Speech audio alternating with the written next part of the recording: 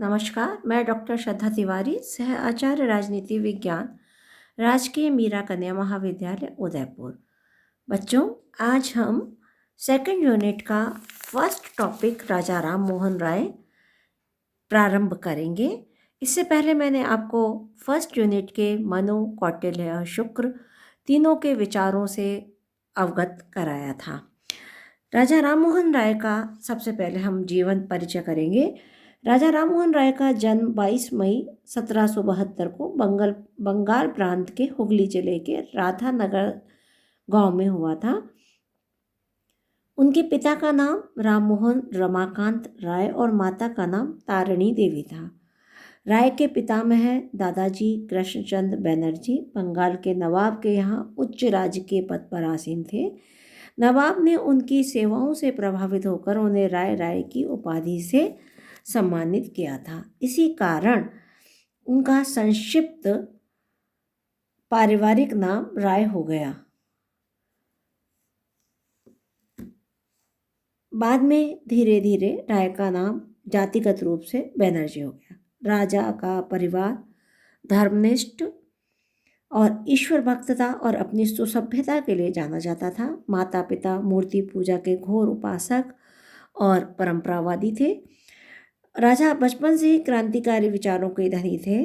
उनकी बुद्धि बहुत ही कुशाग्र और प्रतिभावान थी। राजा बचपन से ही मूर्ति पूजा का घोर विरोधी थे। उनका अपना स्वतंत्र चिंतन था जिसमें तर्क होते थे। इसी स्वभाव के कारण राजा को अपने पिता से वैचारिक लड़ाई लड़नी पड़ी। पिता ने राममोहन की शिक्षा की उत्तम व्यवस्था की। राजा के जीवन पर पिता के वैष्णवी और माता के शाक्त विचारों का प्रभाव पड़ा था। राजा बचपन से ही बहुभाषाओं के प्रति आकर्षित थे। 6 वर्ष की आयु में राजा ने बंगला और फारसी भाषा सीखना प्रारंभ किया।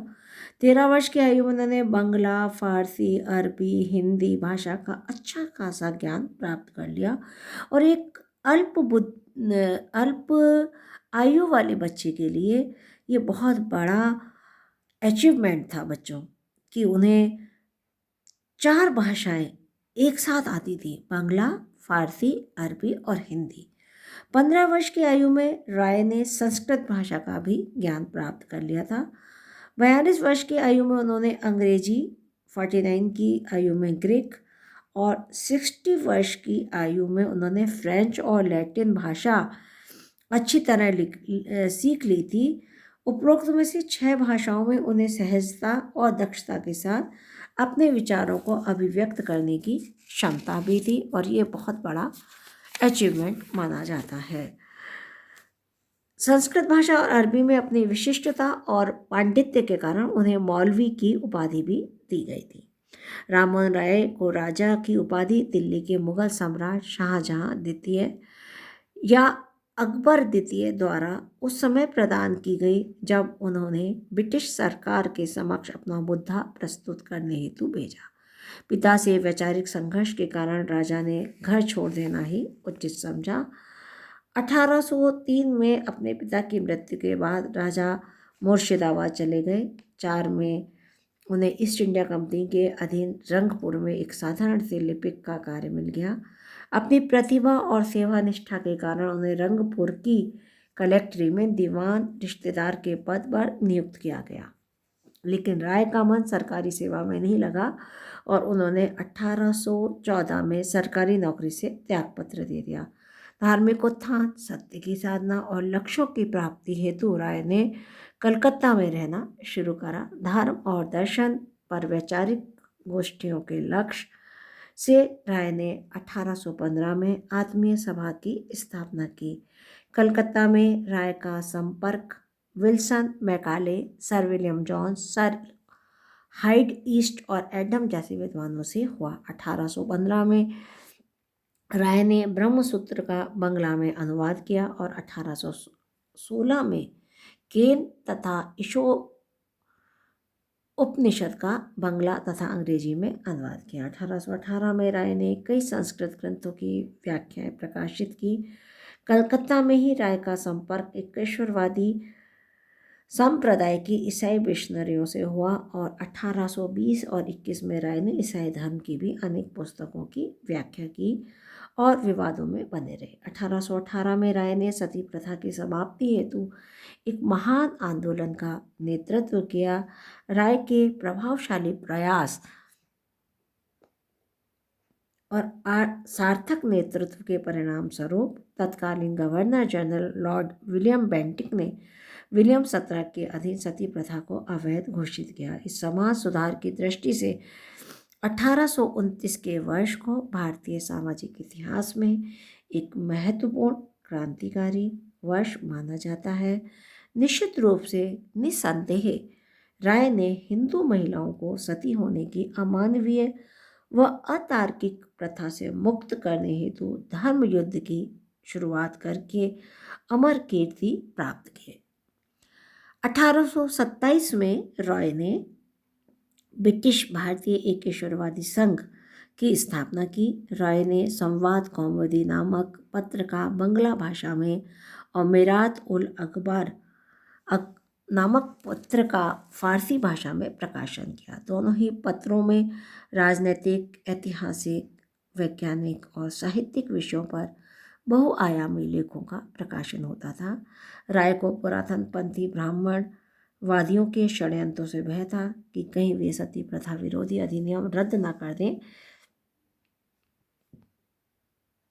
इसी कारण बुद्धिवादी और उदारवादी चिंतक राय ने 15 नवंबर 1830 को जहाज नाव द्वारा इंग्लैंड की यात्रा की। इंग्लैंड में राय का भव्य हार्दिक स्वागत किया गया। इंग्लैंड में वे अनेक विशिष्ट व्यक्तियों से मिले। इसी श्रृंखला में प्रसिद्ध अंग्रेज दार्शनिक और विधि विशेषज्ञ जेरेमी बेंथम से राय का संपर्क हुआ। दोनों के मध्य गहन चिंतन और वैचारिक आदान प्रदान के कारण घनिष्ठ मित्रता हो गई। इसी समय बेंथम ने राय को मानवता की सेवा का सहयोगी कहकर स्वागत किया। इंग्लैंड में रॉय की मित्रता दास प्रथा विरोधी और जन शिक्षा के समर्थक लॉर्ड बाउंघम से हुई। उन्होंने भी राय का स्वागत किया और कहा कि यह अभियान उत्पीड़न, अन्याय, अत्याचार पर न्याय, समानता और स्वतंत्रता की विजय है। स्वयं ब्रिटिश सम्राट ने सहज रूप से राय का सम्मान किया। जब राय इंग्लैंड में ही सती प्रथा के विरुद्ध संघर्षरत थे, उसी समय प्रथम सुधार अधिनियम 1832 रिफॉर्म एक्ट 1832 पारित हुआ। राय ने इस अधिनियम का स्वागत करते हुए कहा कि यह उत्पीड़न, अन्याय, अत्याचार पर स्वतंत्रता, न्याय और सम्यकता की विजय है। राय ने आजीवन बड़े ही साहस और दृढ़ता के साथ सामाजिक कुरीतियां, अन्याय की कटु आलोचना की और परंपरावाद का डटकर खुलेआम विरोध किया। उन्होंने विधवाओं के पुनर्विवाह और अंतरजातीय विवाहों का समर्थन किया, लेकिन राय पुरुषों के बहुवाद के घोर विरोधी थे। राय ने अपने संघर्ष और ज्ञान पिपाशा को जारी रखा और वे इंग्लैंड से फ्रांस गए। फ्रांस में राय का स्वास्थ्य बिगड़ गया और वे पुनः इंग्लैंड लौटकर आए। 20 सितंबर 1833 को ब्रिस्टल में राय का देहांत हो गया। इस अद्भुत व्यक्ति के व्यक्तित्व में जो गुण थे बच्चों, जिसने कम उम्र में ही उनको तर्क शक्ति के आधार पर बहुत सारी बातें मनवाई और सती प्रथा का विरोध और दास प्रथा का जो विरोध राजा राममोहन राय ने किया है, वह निश्चित रूप से भारत के इतिहास में एक बहुत महत्वपूर्ण घटना के रूप में माना जाता है। और तब से नारी सम्मान में और भी बढ़त हुई। नारियों को सामान्यिक दृष्टि से देखा गया। उनको पुरुष के मृत्यु के बाद में सती होने के लिए बाध्य नहीं किया गया। दास प्रथा से मुक्ति मिली और इस तरह से नारी सम्मान के बहुत बड़े सामाजिक दूत के रूप में भी हम राय को याद करते हैं। तो बच्चों, ये एक ऐसी महत्वपूर्ण घटना थी जिसने संपूर्ण भारत को और भारत के विदेशों में जो महिलाओं पे हो रहे अत्याचार थे उनको रोकने में बहुत बड़ा योगदान दिया, जिसके लिए भारत का धर्म, दर्शन, सामाजिक व्यवस्था हमेशा राय की ऋणी रहेगी। इसके बाद इनकी जो प्रमुख रचनाएं थी मैं उनके बारे में आपको बताऊंगी। राय बचपन से मेधावी थे, उन्होंने तर्क और वैज्ञानिकता का समावेश था। राय अंधविश्वास और परंपराओं के घोर विरोधी थे। उनके चिंतन में बुद्धिवाद और उदारवाद का समन्वय पाया जाता है। वे महिला उत्थान, शिक्षा और समानता तथा स्वतंत्रता के समर्थक थे। इन्हीं विषयों पर व समस्याओं पर राय ने खूब चिंतन व स्वाध्याय तथा लिखन कार्य किया। उनके प्रमुख रचनाएं हिंदू उत्तराधिकार कानून के अनुसार महिलाओं के प्राकृतिक अधिकारों पर कतिपय कुछ अतिक्रमण संबंधी संक्षिप्त टिप्पणियां थी। प्रेस अधिनियम के विरुद्ध सर्वोच्च न्यायालय एवं सम्राट की याचिका, अंग्रेजी भाषा पर लॉर्ड एमहर्स्ट के नाम पर एक पत्र, ईसाई जनता के नाम अंतिम अपील, यूरोपियों को भारत में बसने संबंधी विचार, प्राचीन एवं आधुनिक सीमाओं का संक्षिप्त विवरण तथा भारत का इतिहास, भारतीय न्यायिक एवं राजस्व व्यवस्था पर प्रश्नोत्तर, पत्र एवं भाषण आदि। अब उनके व्यक्तित्व पर और कृतित्व पर जिन चीज़ों का प्रभाव पड़ा उसके बारे में मैं आपको बताऊंगी। राय के व्यक्तित्व और कृतित्व पर पारिवारिक प्रभाव। राय के जीवन पर अपने परिवार की धार्मिकता का नकारात्मक प्रभाव पड़ा और वे मूर्ति पूजा के घोर विरोधी बन गए। अपने परिवार से ही उन्होंने परंपराओं और पाखंडों और अंधविश्वास को जाना और प्रक्रियावादी बन गए। धार्मिक अंधविश्वास पर उनकी अपने पिता से कभी नहीं बनी, इसी कारण वे घर छोड़कर चले गए और इसलिए उन्हें तार्किक और वैज्ञानिक चिंतन की जन्मस्थली उनका पारिवारिक वातावरण रहा। दूसरे नंबर पर उन रचनाओं का जो प्रभाव पड़ा, राय के जीवन पर भाषाओं का विशेष रूप से प्रभाव पड़ा। आजीवन उनके व्यक्तित्व और कृतित्व पर भाषाई दक्षता का प्रभाव देखा गया, क्योंकि उन्होंने बाल्यकाल से ही अनेक भाषाओं को सीखा और छोटी सी उम्र में उनमें जो तर्क शक्ति और भाषा की पहचान के बारे में एक समझ बनी वो हम सभी के लिए अनुकरणीय है। आजीवन उन्होंने अपने व्यक्तित्व और कृतित्व पर भाषाओं का प्रभाव बनाए रखा। जहाँ रचनाओं की बात की जाए तो ब्रह्मसूत्र, केन, ईशो उपनिषद आदि रचनाओं का राय पर प्रभाव पड़ा। व्यक्तित्व पर प्रभाव, राय के जीवन पर अपने माँ और पिता की धार्मिक अतार्किकता का विशिष्ट प्रभाव पड़ा। यदि यह कहा जाए कि पिता के वैष्णवीय, माता के शाक्त धर्म की अधिक परंपराओं ने आडंबर विरोधी बनाया तो कोई अतिशयोक्ति नहीं होगी। उनके व्यक्तित्व पर H. Wilson, Macaulay, sir William George, sir height, east और एडम जैसे विद्वानों का भी प्रणा। राय पर तत्कालीन दिल्ली सम्राट शाहजहां द्वितीय या अकबर द्वितीय के व्यक्तित्व का भी प्रभाव पड़ा। रॉय के मॉन्टेस्क्यू के शक्ति पृथक्करण के सिद्धांत ने अत्यधिक प्रभावित किया। वहीं ब्लैक स्टोन ने भी राय को सर्वाधिक रूप में प्रभावित किया। लॉर्ड विलियम बेंटिंग से भी वे प्रभावित थे।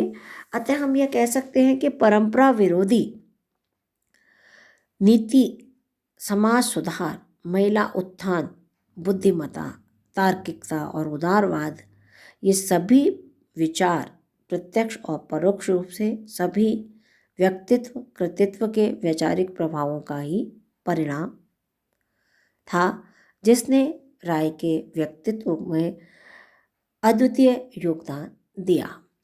इसके बाद में बेटा मैं आपको राय के चिंतन पर एक शुरुआत बताऊंगी। राय के चिंतन का मूल आधार ब्रह्मवाद और ईश्वरवाद था। उनका चिंतन इस बात पर निर्भर था कि ईश्वर एक है और वह सर्वशक्तिमान, उदारवादी और कल्याणकारी सत्ता है। राय ने उपनिषद के आध्यात्मिक एकात्मवाद के तात्विक सिद्धांत और तत्व मीमांसा को स्वीकार किया। राय ने सभी प्रकार के अंधविश्वास, सांप्रदायिकता आदि का भी विरोध किया। राय प्राकृतिक धर्म और आत्मा की अमरता में विश्वास करते थे। धर्म की सत्यता के प्रति राय उदार और सहिष्णु थे। उपनिषदों का बौद्धिक समर्थन करते हुए उन्होंने ब्रह्मवाद की उत्साहपूर्वक व्याख्या की। राय ने सर्वोच्च सत्ता के शाश्वत और अनंत गुणों के चिंतन की महत्वता को स्वीकार किया।